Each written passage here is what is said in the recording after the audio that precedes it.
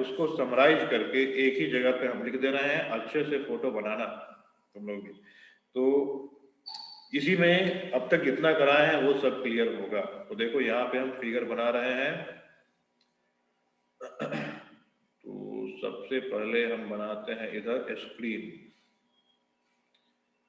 यहाँ हमने स्क्रीन बना दिया।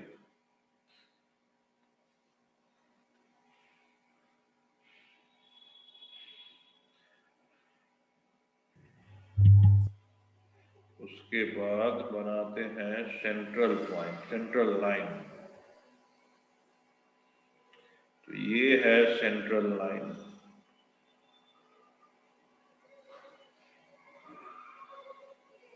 और सेंट्रल लाइन बनाने के बाद फिर जो पैटर्न बनेगा, तो पैटर्न कुछ इस तरीके से बना रहे हैं।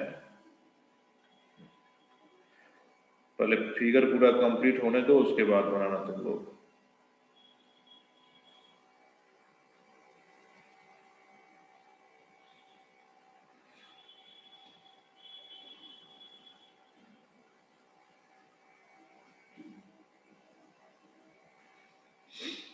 इस तरीके से पैटर्न बनेगा स्क्रीन पे। और यहाँ पे स्लिट डाल दे रहे हैं। इधर ये स्लिट है।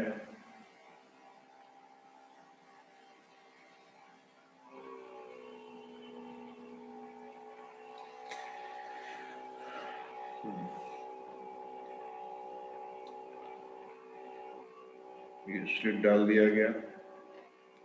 ये स्लिट का सेंट्रल पॉइंट है। स्लिट और स्क्रीन के बीच का जो गैप है, ये gap, this gap is how much, ये गैप जो है ये डी दिया गया है।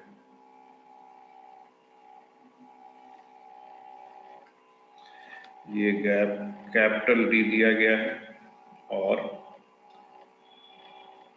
यहाँ इन दोनों का गैप, ये स्मॉल गैप स्मॉल डी से दिया गया है। ये जो पॉइंट होगा, ये पोजीशन होगा सेंट्रल ब्राइट का। ये पोजीशन सेंट्रल ब्राइट का होगा। ठीक है। पहला डार्क जो बिल्कुल डार्क होगा ये इस पॉइंट पे होगा, और उसका इलाका यहां से लेके यहां तक फैला होगा। इसका इलाका यहां से लेके यहां तक फैला होगा। तो डिफरेंट रीजन्स में हम इसको बांट दे रहे हैं, उससे तुमको क्लियर कर पता चल जाएगा। ठीक है। पहला डार्क, सबसे डार्केस्ट पॉइंट जो हो जाएगा D1 यहाँ हो जाएगा ऊपर में, और फिर यहाँ पे D1 नीचे भी हो जाएगा। उसके बाद जो ब्राइट आएगा, ये ब्राइट 1 यहाँ पे आ जाएगा।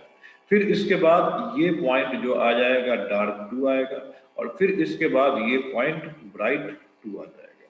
यहाँ पे ये डार्क 1 आ गया, और यहाँ पे ये ब्राइट 1 आएगा, और फिर ये पॉइंट डार्क 2 हो जाएगा। ठीक है। अब अगर उसकी हम एंगल यहां से देखें, उसकी हम एंगल देखें यहां से, तो ये जो एंगल डालें ऊपर में या फिर नीचे ये एंगल डालें, तो इस एंगल की वैल्यू कितनी होगी? ये एंगल कितना हो जाएगा? ये θ1 ऊपर में, और नीचे भी θ1, बट नीचे के पॉइंट को बताने के लिए कन्वेंशन में हम क्या देते हैं, ये दे देते हैं हम लोग -θ। तो θ1 चूंकि हम दोनों के लिए इस्तेमाल करना है, तो θ1 किसके लिए बोले हम? ये θ1 बोलते हैं ब्राइट 1 के लिए। ये θ जो बोल देते हैं ब्राइट 1 के लिए, और ये भी θ जो है ब्राइट, सॉरी ब्राइट नहीं, कौन सा, ये डार्क 1 है। डार्क 1 का पोजीशन है। ये जो है डार्क 1 का पोजीशन है, डार्क 1, और ये भी कितना है? डार्क 1 की पोजीशन। यहां पे अगर y1 की वैल्यू लिखनी है, तो y1 हम कितना लिखेंगे? लाइट जो आ रहा है, हाँ, तो तो लाइट जो आएगा ये Small d. आएगा लैम्डा डी अपॉन कितना, Small d. ऑल डी आएगा ऊपर में, और इसका y1 डैश लिखेंगे तो minus lambda D upon D आएगा। नेगेटिव साइन ये बताने के लिए कि ऊपर के चीज को लोकेट करने के लिए हम पॉजिटिव ले रहे हैं और नीचे के चीज को लोकेट करने के लिए नेगेटिव ले रहे हैं। तो नेगेटिव साइन खाली ये बताएगा कि ऊपर है कि नीचे है। ये साइन जो बताएगा कि पॉजिटिव है या नेगेटिव, खाली बताने के लिए कि सेंट्रल पॉइंट से हमको ऊपर जाना है या सेंट्रल पॉइंट से नीचे जाना है, या सेंट्रल पॉइंट सेंट्रल लाइन से हमको क्लॉकवाइज घूमना है या एंटी क्लॉकवाइज घूमना है, उसके हिसाब से फिर हमको पॉजिटिव नेगेटिव बताया जाएगा। अगर हम ये किसके लिए, इसकी बात करें, ब्राइट वन का y1 निकालें तो ये कितना हो जाएगा, ब्राइट वन का y1 निकालें कितना हो जाएगा, ये 3/2 d lambda upon small d. 3/2 lambda D upon small D यहाँ पे, और यहाँ ब्राइट वन का y1 डैश निकालने के लिए माइनस के साथ 3/2 lambda capital D upon small D हो जाएगा।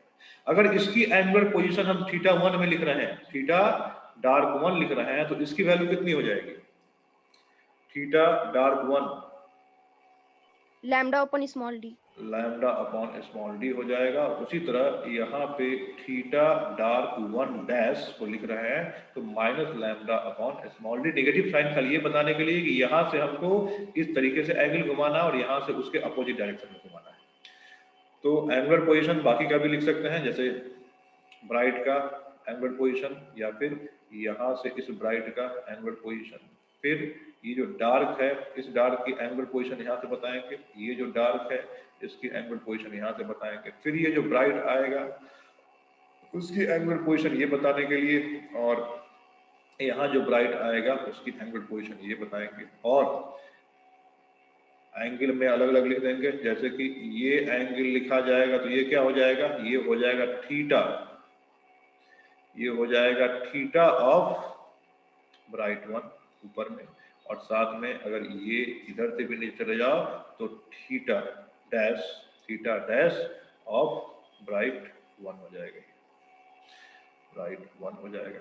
अगर इसकी बात करें, इस एंगल की बात करें, ये एंगल तो ये एंगल क्या हो जाएगा, ये एंगल होगा थीटा ऑफ डार्क 2 हो जाएगा, और फिर नीचे चले जाओ यहाँ पे ये एंगल, तो ये एंगल भी theta of dark 2 theta dash of dark 2 हो जाएगा।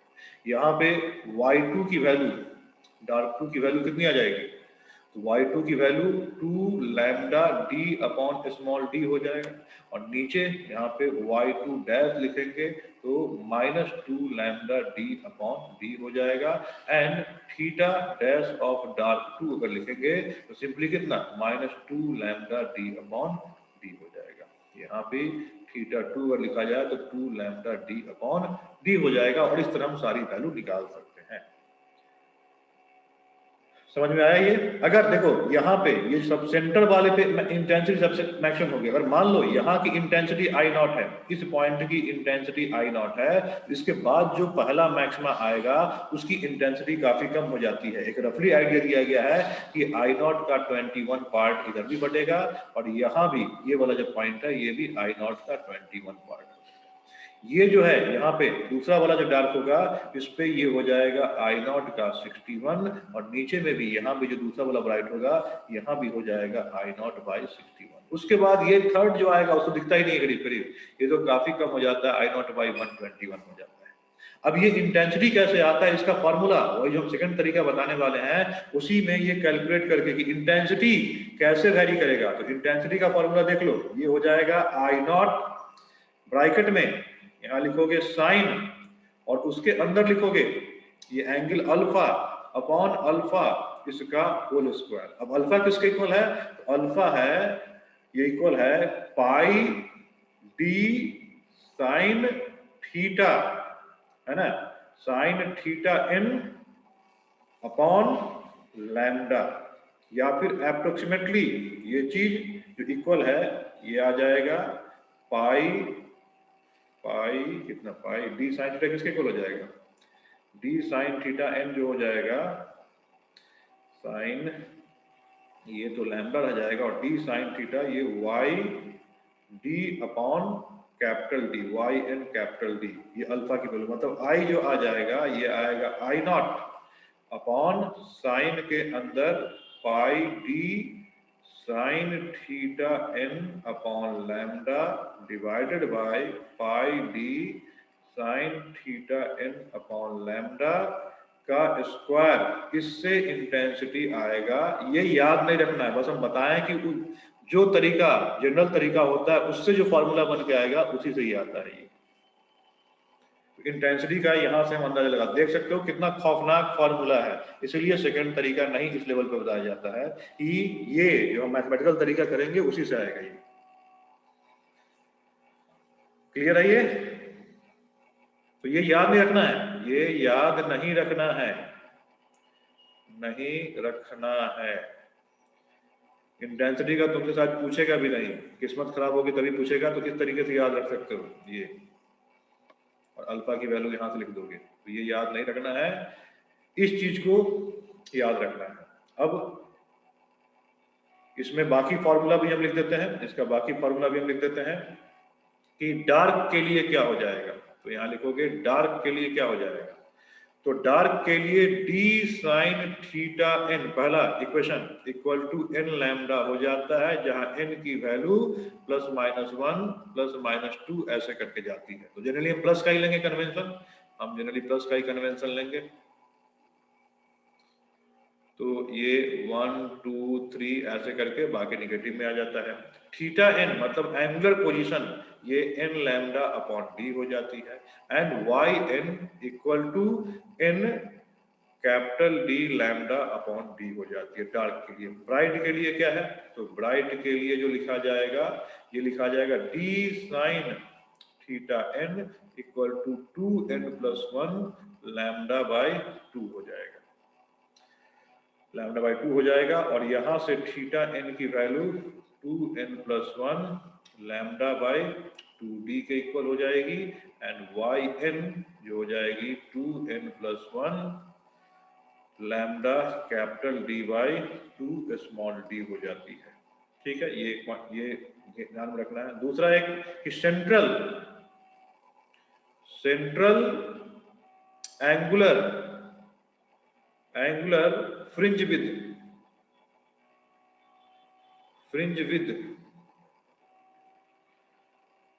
है ना, इसको हम ओमेगा थीटा बोलते हैं। तो ये कितना 2θ1 के इक्वल हो जाएगा। कौन सा, ये जो है ये पूरा का पूरा ये कितना है, ये सेंटर का विद, ये विद कितना है, ये 2θ1 के इक्वल हो जाएगा।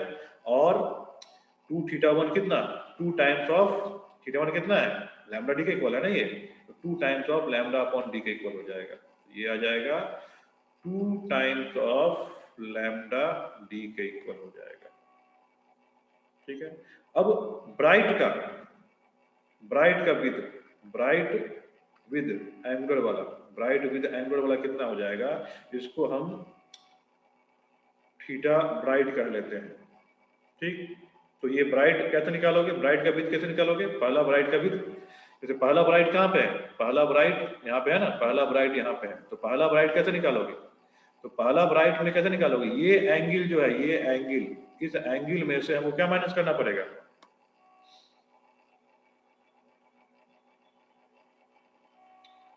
पहला ब्राइट कहाँ है, हाँ पहला D2 है। हाँ, तो पहला ब्राइट कहाँ है, ये है ना, पहला ब्राइट तुम्हारा यस सर। यहां से लेके यहां तक मानोगे, पहला ब्राइट यहां से, मतलब यहां से लेके यहां तक मानोगे, यहां से लेके यहां तक पूरा का पूरा ब्राइट है ना ये कैसे निकालोगे, D2 के एंगल में से D1 का एंगल माइनस करोगे कि नहीं करोगे, ये पूरा का पूरा एंगुलर विड्थ निकालना है, ये पूरा का पूरा एंगुलर विड्थ कितना ये चौड़ कहां तक फैला हुआ है, तो इसमें D2 के एंगल में से D1 का एंगल माइनस करोगे कि नहीं करोगे, यस सर। तो ये कितना हो जाएगा, देखो पहला ब्राइट लिखोगे, इसमें लिखोगे theta of D2 minus theta of D1 लिखा जाएगा। थीटा ऑफ D2 कितना हो जाएगा, तो ये थीटा ऑफ D2 अभी यहाँ पे लिखा हुआ है, वहां पे थीटा ऑफ D2 कितना लिखा हुआ है, ये लिखा हुआ है, एंड थीटा ऑफ D1 ये लिखा हुआ है। तो ये जो आ जाएगा, ये आ जाएगा 2 lambda D minus lambda D, तो ये आ जाएगा लैम्डा D के इक्वल। देख सकते हो करीब करीब दुगुना है। सेंट्रल ब्राइट जो है, सेंट्रल ब्राइट पहले ब्राइट के एंगुलर विड्थ के दुगुना है। उसी तरह अगर हमें डार्क का एंगुलर विड्थ निकालना होगा, है ना, थीटा ऑफ डार्क निकालना होगा, पहला डार्क निकालना होगा, तो वो कैसे निकालोगे? पहला डार्क का एंगुलर विड्थ कैसे निकालोगे? तो पहला डार्क कहां से कहां तक है? तो पहला डार्क जो है वो पहला ब्राइट से लेके कहां तक है? ये पहला डार्क नहीं, पहला डार्क तो यही निकल गया। दूसरा डार्क का एंगुलर विड्थ निकालो, कहां से कहां तक आएगा? तो दूसरा डार्क कहां से कहां तक आएगा? दूसरा डार्क यहां से लेके यहां तक फैला हुआ है ना, तो वो दूसरे ब्राइट और पहले ब्राइट का एंगल माइनस करोगे, वो आ जाएगा। तो ये होगा, ये निकालोगे theta of bright 2 minus theta of bright 1। Theta of bright 2 कितना होगा? ब्राइट 2 का थीटा कितना होगा? तो ब्राइट 2 का थीटा यहां लिखा जाएगा, ये 5/2 लैम्डा डी के इक्वल होगा कि नहीं होगा? Yes sir. तो Yes, ये sir. हम लिखेंगे 5 लैम्डा बाई 2d और माइनस 3 लैम्डा बाई 2d, और ये भी आ जाएगा लैम्डा बाई डी के इक्वल। ये सब फर्दर कैलकुलेशन इसमें से किए जा सकते हैं। तो इस तरह पूरी की पूरी कहानी जो है डिफ्रैक्शन की खत्म हुई। तो फाइनली जो ये बताए हैं, कौन सा, इसको तो याद नहीं रखना है, ये चीज तुम्हें क्लियर कर बताऊंगा।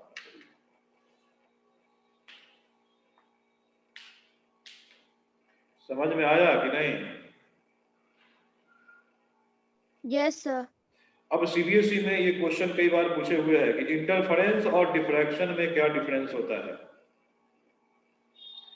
इंटरफेरेंस एंड डिफ्रैक्शन में क्या क्या डिफरेंस होता है? तो ये पॉइंट वाइज खुद से लिख लोगे कि लिखा दें? लिख लेंगे सर। जो भी है क्लियरली बोल दो, क्योंकि ऐसा क्वेश्चन सीबीएसई में आता है तो पहले से बिल्कुल प्रिपेयर्ड होना चाहिए कि हाँ ये आए और हम ये आंसर लिख दें। लिखवा दीजिए। लिखवा दें, चलो लिख लो, फिर कहाँ किताब में ढूंढते फिरोगे, हम लिखवा देते हैं। तो ये है difference between interference and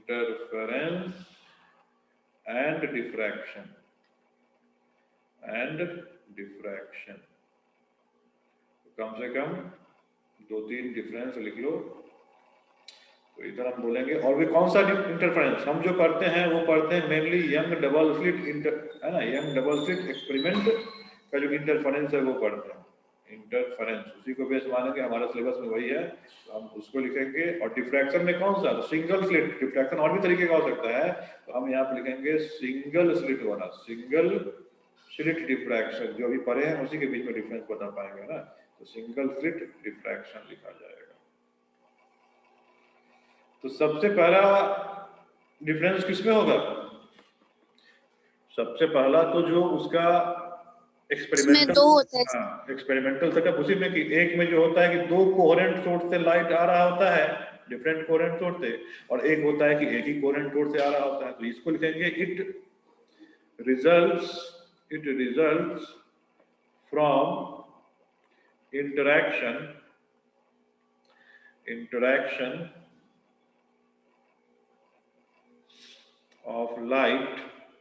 interaction of light waves coming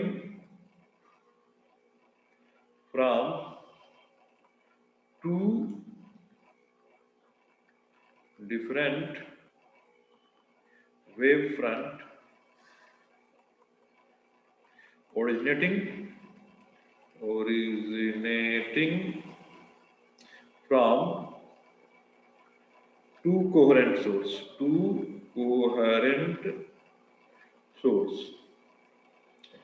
sources। और इसमें क्या हो जाएगा? It results from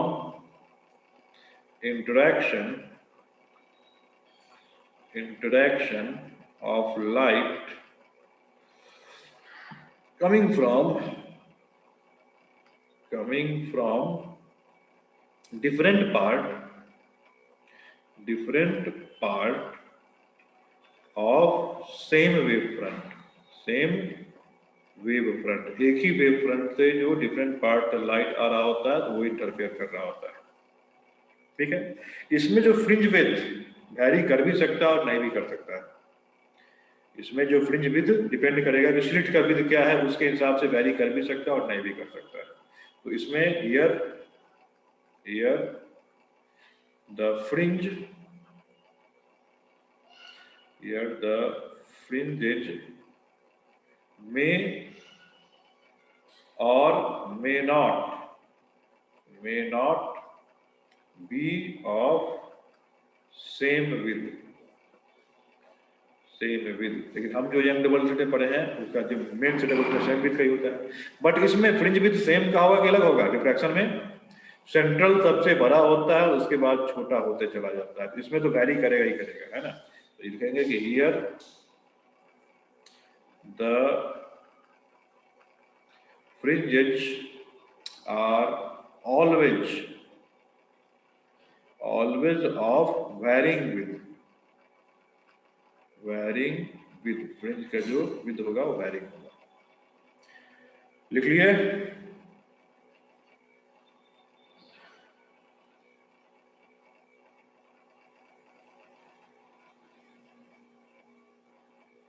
Yes, sir.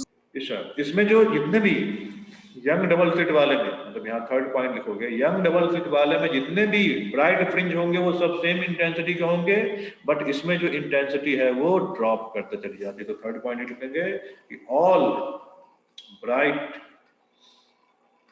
Fringes possesses the same intensity,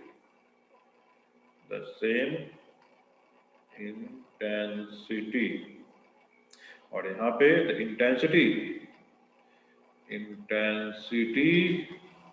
of all bright fringe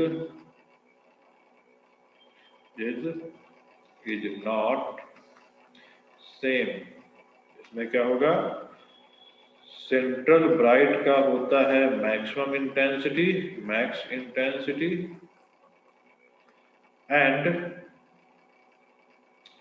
decrease sharply decreases sharply for first, second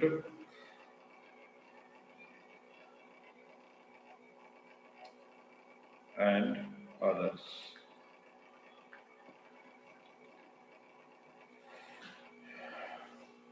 ठीक है, तो ये है। उसके बाद चौथा चाहो तो उसमें लिख सकते हो कि इंटरफेरेंस का जो डार्क और ब्राइट फ्रिंज होता है, इंटरफेरेंस का जो डार्क और ब्राइट फ्रिंज होता है वो क्लियर कट पहचान में आ जाता है कि हाँ यहाँ से यहाँ डार्क, यहाँ से यहाँ ब्राइट, इसका कॉन्ट्रास्ट अच्छा होता है, बट डिफ्रैक्शन का होता है वो कॉन्ट्रास्ट पुअर होता है। तो लिख सकते हो कि an interference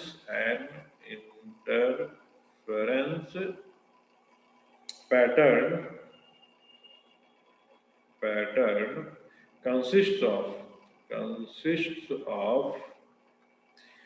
good quality or good contrast between dark and bright fringes।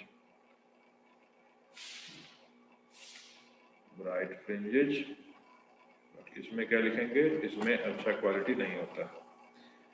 इन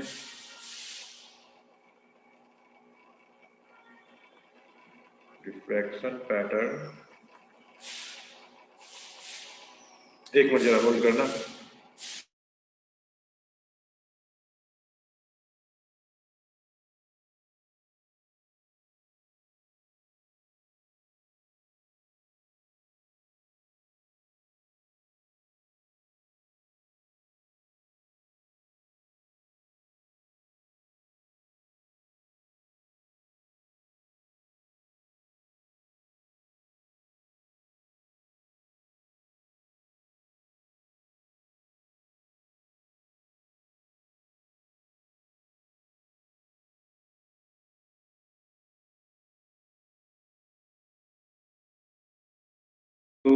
इसमें लिखेंगे in diffraction pattern the contrast between dark and bright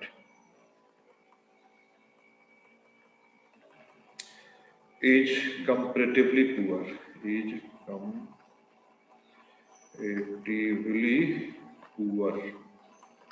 ये कुछ इसके डिफरेंसेस हैं। और एक चीज और ध्यान रखना इसमें, हटाएं इसको।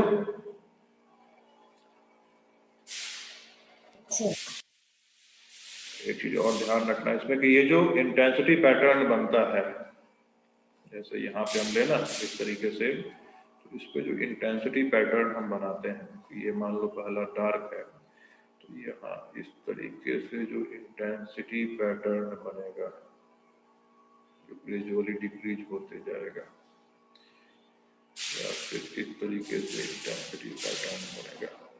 तो जब देखा गया इसको क्लोजली और मैग्नीफाई करके देखा गया, तो इसके अंदर मतलब ये जो सेंट्रल ब्राइट है ना, तो इसके अंदर जब काफी हाई मैग्नीफाइंग ग्लास से इसको देखा गया, तो इसके अंदर भी इंटरफेरेंस हो रहा था, मतलब इसके अंदर भी इंटरफेरेंस पैटर्न बन रहे थे। बिल्कुल सीबीएसई में आएगा ये टॉपिक, सीबीएसई के लिए ही स्पेशली बताया गया है। इसके अंदर भी इंटरफेरेंस के इस तरह के पैटर्न बन रहे थे, इस तरीके से इसके अंदर इंटरफेरेंस के पैटर्न। सर उसको हम दूसरे कलर से बना देते हैं, तो इसके अंदर भी इस तरीके से इंटरफेरेंस हो रहा था जब इसको काफी क्लोजली हाई मैग्नीफाइंग ग्लास से देखा गया, बट वो नॉर्मली हम ऐसे नहीं देख पाते हैं। तो इसके अंदर क्या हो रहा होता है, इसके अंदर इंटरफेरेंस हो रहा होता है, और उस इंटरफेरेंस का ओवरऑल इफेक्ट ये डिफ्रैक्शन बन के आता है। ये फिगर शायद तुम एनसीईआरटी में भी देखे होंगे कि डिफ्रैक्शन पैटर्न जो होता है इंटरफेरेंस पैटर्न को कवर किया होता है, उसके इन्वेलप में होता है, बट ये अंदर जो काफी माइन्यूट डार्क ब्राइट बनेगा, वो हम ऐसे नहीं डिस्टिंग्विश कर पाते हैं। वो इतना अधिक होता है कि उसको करने के लिए हमको इस इलाके को पूरा मैग्नीफाई करके देखना पड़ेगा। तो ये ऑलरेडी ये क्या होता है, ये खुद तो मिलीमीटर में होता है, ये खुद मिलीमीटर में होता है, इसको मैग्नीफाई करने के लिए हमको माइक्रोमीटर नैनोमीटर में जाना पड़ेगा। समझ में आया? Yes yes sir. तो ये फ्रीक्वेंसी डिस्ट्रीब्यूशन है क्या नहीं, है इंटेंसिटी है ना, जो फिगर हम यहाँ बनाए हैं, यहाँ फ्रीक्वेंसी डिस्ट्रीब्यूशन नहीं है। ये जो यहाँ बनाया है ना, यहाँ स्क्रीन पे जो डार्क ब्राइट दिखेगा, तो इस इलाके को जब मैग्नीफाई करोगे तो इसके अंदर भी तुमको बहुत माइन्यूट इस तरीके से डार्क ब्राइट, ये फ्रीक्वेंसी नहीं है, ये इसके अंदर इंटेंसिटी डिस्ट्रीब्यूशन का है, और ये पूरी की पूरी एवरेज इंटेंसिटी I0 के इक्वल आई, वो ग्राफ है। यस अच्छा यस तो ये यहाँ बताया गया है। तो डिफ्रैक्शन जो है खत्म हुआ। अब इसमें जो बच गया है, एक पोलराइजेशन बच गया है। पोलराइजेशन वो आधे घंटे का 1 घंटे का टॉपिक है, पोलराइजेशन लास्ट टॉपिक है ना। हाँ लास्ट टॉपिक है। एक बच गया है resolving power of optical instrument. Resolving power of optical instrument. I think ये रिजॉल्विंग पावर ऑप्टिकल इंस्ट्रूमेंट शायद मेरे ख्याल से इस बार सीबीएसई में नहीं है, बोर्ड से सिर्फ हटाया सर, बोर्ड से हटा दिया गया है, बोर्ड से हटा दिया गया है। बाकी उसमें तो होगा ही, जेईई मेंस और नीट में तो होगा ही। एडवांस में इसमें से कुछ नहीं होगा। एडवांस में केवल और केवल इंटरफेरेंस है यंग डबल स्लिट का, उसमें डिफ्रैक्शन नहीं है और पोलराइजेशन वगैरह भी नहीं है। ये सारी चीज जो बता रहे हैं ये एडवांस को छोड़ के बता रहे हैं। और एक बच गया है डॉपलर इफेक्ट। तो डॉपलर इफेक्ट हम पढ़ाएं कि छोड़ दें? पढ़ा दीजिए सर, या बता ही दीजिएगा क्या होता है। अरे तो ये वेव थ्योरी का पार्ट है ना, ये वेव थ्योरी में नहीं बताया गया है, बताया गया है। हाँ तो फिर डॉपलर इफेक्ट क्योंकि बहुत लंबा है ये ज्यादा ले लेगा ये। एक बार ऐसा सर वही ना, जब सोर्स भी चल रहा होता है तो थोड़ा अलग, अलग वो बहुत लंबे तरीके से नहीं बताया गया, थोड़ा सा ही बताया गया। नहीं तो उसमें तो डॉपलर इफेक्ट इनफैक्ट की साउंड की अगर बात करते हो तो साउंड में जो क्वेश्चन आता है 2 टॉपिक से आता ही है, वो एक बिट से आता है, एक डॉपलर इफेक्ट से आता है। और डॉपलर इफेक्ट यहाँ पे इसके लिए नहीं है जो, क्योंकि इसका जो डॉपलर इफेक्ट का क्वेश्चन होगा ना वो साउंड या वेव थ्योरी में पूछा जाता है। लाइट का डॉपलर इफेक्ट जो है मेंस या एडवांस का वो उसमें नहीं है, वो साउंड के पोर्शन में पूछा जाता है। तो मतलब वो जितना बताएं उससे मेंस वाला डॉपलर बन जाता है, एडवांस का नहीं बनेगा। नहीं, उसमें बहुत सारे केसेस हैं, उसमें बहुत सारे केस हैं। सोर्स मूव कर रहा है, ऑब्जेक्ट मूव कर रहा है, ऑब्जर्वर मूव कर रहा है, जहां से इको हो रहा है वो मूव कर रहा है, उसमें बहुत सारे केसेस बनते हैं। सेम लाइन पे नहीं है, कुछ एंगल पे जा रहा है तो वो लंबा चौड़ा, उसमें थोड़ा लंबा चौड़ा आता है, इसमें सारा का सारा केस कवर अप होता है। उसी में जब स्पीड बहुत ज्यादा होती है तो लाइट का केस बन जाता है, तो वो पूरा का पूरा डॉपलर इफेक्ट है। तो वो बताया था ये सिर्फ सोर्स मूव कर रहा है, वो नहीं वो बात पूरा क्वेश्चन अगर कवर करना है तो उसके जितने भी डॉपलर इफेक्ट के केसेस हैं सारे के सारे लेने पड़ेंगे, तब जाके तुम्हारा होगा कि हाँ 100% डॉपलर इफेक्ट से कॉन्फिडेंस हो पाएगा। सर पोलराइजेशन नहीं है इसका सीबीएसई में? नहीं है ना? हाँ, पोलराइज देख लेते हैं, सिलेबस में देख लेते हैं क्या है क्या नहीं है। इसका सिलेबस तो शायद हम तुम लोग को भेजे थे, तो देख लेते हैं सीबीएसई का सिलेबस। सर हम डाउट भेजे थे। अच्छा, एक मिनट बताते हैं, रुको पहले हमको सिलेबस देख लेने दो, क्या क्या हटा दिया गया है वो देख लेते हैं।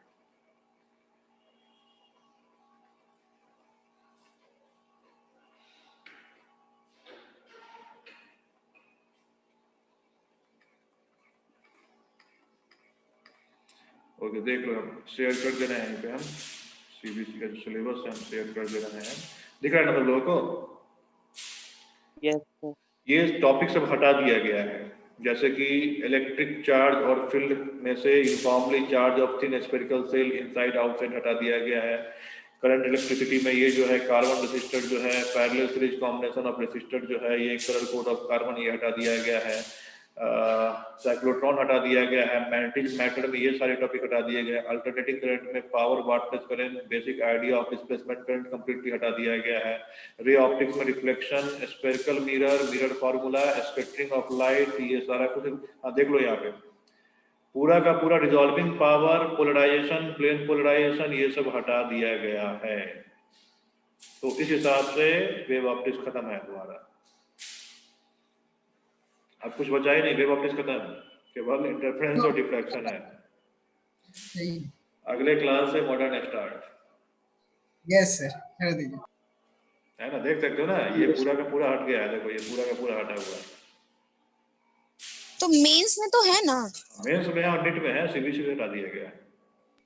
तो मेंस में भी तो एक बार होता है तो वाईडीएससी क्वेश्चन आता है या नहीं, इंटरफेरेंस तो आता है? मेंस में है ना कि नहीं आता है पोलराइजेशन से। आपने पोलराइजेशन क्वेश्चन आया हुआ है। मेंस में शायद ऑप्शन देगा, शायद क्वेश्चन में शायद ऑप्शन रहेगा, अगर पूछता है तो उसके बदले में जो है ना उस टॉपिक से पूछ लेगा। तो क्या करें, छोड़ दें कि बताएं?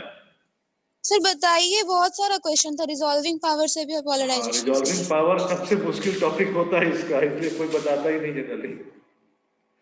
इसको समझाना थोड़ा है ना, समझना भी है थोड़ा। Resolving power of microscope and astronomical telescope, इसके लिए तुम थोड़ा वो पढ़ लेना, कौन सा जो हम दिए थे वीडियो, जिसका हम क्लास में लिए थे वीडियो दिए थे, उसको पढ़ लेना। ठीक है, तो देख लो यही सारा यहाँ से हटाया हुआ टॉपिक है। तो बहुत सारा टॉपिक हटा दिया गया, इसमें से ये हटा दिया गया है। रेडियो एक्टिविटी मैक्सिमम पार्ट हटा ही दिया गया है। सेमीकंडक्टर जो है उसमें से जीनर डायोड वगैरह हटा दिया गया है। और एक चैप्टर तो कम्प्लीटली हटा ही दिया गया है, वो तो पहले से हटा हुआ है, कम्युनिकेशन से भी हटा ही हुआ है। तो अब ज़्यादा नहीं है, अगर सीबीएसई के पॉइंट ऑफ व्यू से देखें तो बहुत ज़्यादा नहीं है। चलो, इसमें मानसी का एक क्वेश्चन था, अच्छा क्वेश्चन था, वो हम बोले थे कि आज डिस्कस कर देंगे, तो वो क्वेश्चन हम डिस्कस कर देते हैं पहले। ठीक है, तो क्वेश्चन क्या था हम कर लें एक बार, जल्दी जल्दी कर ले, 5 मिनट का समय है। कहाँ गया? क्वेश्चन था कि in a double slit experiment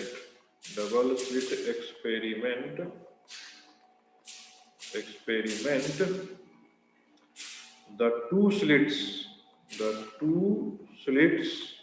देखो, ये किसका क्वेश्चन है, नीट का है कि आईटी का है? ये किसका क्वेश्चन है मानसी? ये नीट सर का है, नीट का है। नीट का है। देखो नीट का क्वेश्चन है, बट ये थोड़ा Yes, सा sir. थोड़ा सा ट्रिकी क्वेश्चन है ये। 2 slits are 1 mm apart, 1 mm apart, and the screen is placed 1 meter away, 1 meter away। उसके बाद क्या बोला गया है कि a monochromatic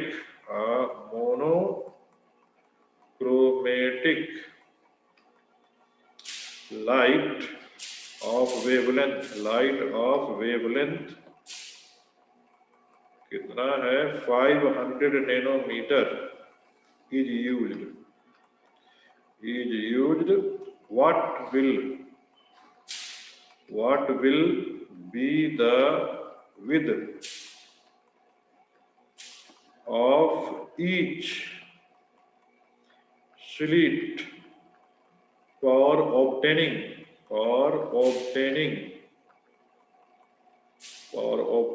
10 maxima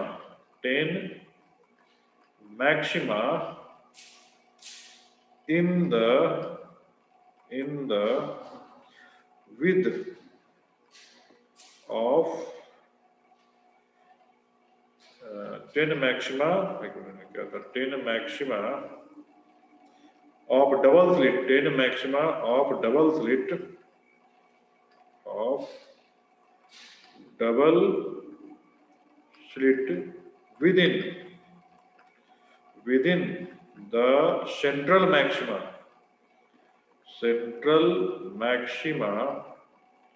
of single slit pattern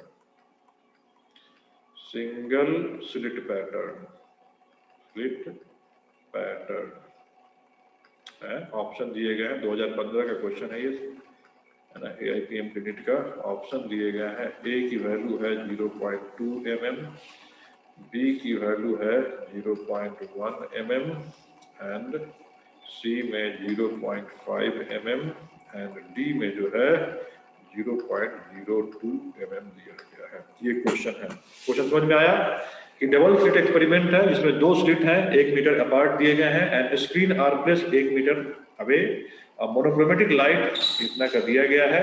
it use what will be the width of this slit for obtaining 10 maxima of double slit within the central maxima of single slit. आया question समझ में?